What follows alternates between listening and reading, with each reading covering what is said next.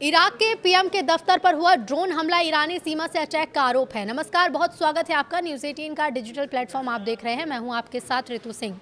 America और Iran के बीच जारी तनाव एक बार फिर बढ़ गया है। दोनों देशों के बीच बातचीत के लिए तय 60 दिन की समय सीमा सोमवार को खत्म हो गई है, लेकिन कोई व्यापक समझौता नहीं हो सका।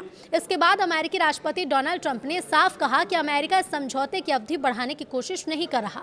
ट्रंप ने ईरान को कड़ा संदेश देते हुए कहा है कि उसे आत्मसमर्पण का सफेद झंडा दिखाना चाहिए। उन्होंने ये भी कहा कि अमेरिका ईरान को परमाणु हथियार हासिल नहीं करने देगा। ट्रंप के मुताबिक ईरान के साथ उनकी सरकार जिस तरह का समझौता चाहती है, तेहरान उसके लिए तैयार नहीं है। ईरान ने बातचीत की समय सीमा को बेअसर बताया। ईरान के विदेश मंत्रालय के प्रवक्ता इस्माइल बघेई ने 60 दिन की समय सीमा को अब अप्रासंगिक बताया है।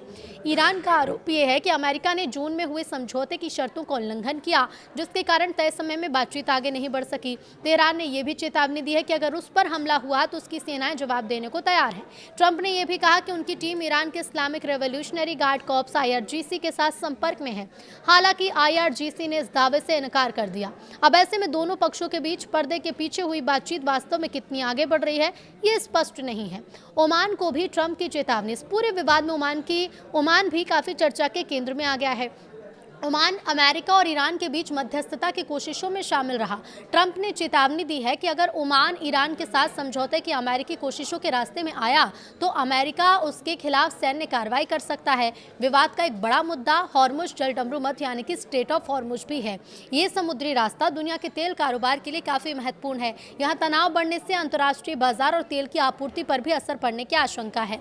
अब इसी बीच यमन के ईरान समर्थित हूती समूह ने यह दावा किया कि उसने लाल सागर में सऊदी अरब के एक सैन्य लैंडिंग जहाज और उसके साथ चल रही 4 गश्ती नौकाओं का निशाना बनाया है। हूती सैन्य प्रवक्ता याह्या सरी के मुताबिक हमले में कई बैलिस्टिक मिसाइलों का इस्तेमाल किया गया। हॉर्मुज से लेकर लाल सागर तक बढ़ती सैन्य गतिविधियां पूरे मध्य पूर्व को एक बड़े क्षेत्रीय संकट की ओर धकेलने का खतरा पैदा कर रही हैं। ईरान के विदेश मंत्री अब्बास अरागची ने इसराइल पर अमेरिका और ईरान के बीच युद्ध विराम समझौते की कोशिशों को नुकसान पहुंचाने का आरोप लगाया और ईरान की सरकारी समाचार एजेंसी के मुताबिक अरागची ने यह भी कहा कि इजरायल लगातार कूटनीतिक प्रयासों में बाधा डालता रहा है। उन्होंने ये दावा किया कि इजरायल समझौते को होने से रोकने, उसे विफल करने और लागू होने से रोकने के लिए प्रयास करता रहा।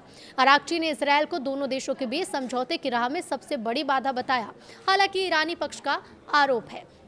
अब क्या है ताज़ा अपडेट, वो भी आपको बता देते हैं।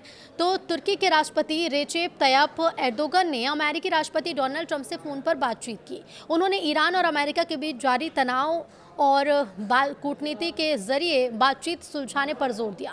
एर्दोगन ने कहा कि तुर्की शांति की कोशिशों में अपना समर्थन जारी रखेगा। उन्होंने ट्रंप को तुर्की, सऊदी अरब और पाकिस्तान के बीच हुए मक्का रक्षा समझौते की जानकारी भी दी और इसे क्षेत्रीय स्थिरता के लिए मजबूत कदम भी बताया है। गाजा के मुद्दे पर एर्दोगन ने इजरायल की कार्रवाई को लेकर चिंता जाहिर की है। उन्होंने कहा कि जब शांति प्रक्रिया को अगले चरण में बढ़ना चाहिए, उस समय फिलिस्तीनियों के खिलाफ कार्रवाई बढ़ रही है।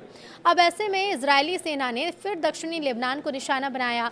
दक्षिणी लेबनान में मंगलवार सुबह तनाव बढ़ गया। लेबनान की राष्ट्रीय समाचार एजेंसी के मुताबिक मजदल जॉन गांव के बाहरी इलाके में इजरायली सेना ने तोप से गोलाबारी भी की। इसके अलावा पास के अल मंसूरी शहर में तड़के इजरायली लड़ाकू विमानों ने हवाई हमला भी किया। हदाथा और बराचिट शहरों के बाहरी इलाकों को भी मशीन गनों ने निशाना बनाया। इन हमलों के बाद क्षेत्र में तनाव और ज्यादा बढ़ गया है। वहीं ईरान में महंगाई ने भी लोगों की मुश्किलों को बढ़ा दिया है। आधिकारिक जो आंकड़े हैं उनके मुताबिक देश की सालाना महंगाई दर 66% तक पहुंच गई है। अंतर्राष्ट्रीय प्रतिबंध और क्षेत्रीय संघर्ष की वजह से ईरान की अर्थव्यवस्था पर दबाव लगातार बढ़ता जा रहा है। जुलाई में पिछले साल की तुलना में कीमतों में 87.9% की बढ़ोतरी हुई और सबसे ज्यादा असर खाने पीने की चीजों पर पड़ा है, जिसकी कीमतें 128.1% तक बढ़ गई है। कई जरूरी सामानों की कीमत एक साल में दुगनी से ज्यादा हो गई। जुलाई में अकेले सिर्फ एक महीने की महंगाई दर 3.1% रही। महंगाई बढ़ने से आम लोगों के लिए रोजमर्रा का खर्च चलाना लगातार मुश्किल होता जा रहा है।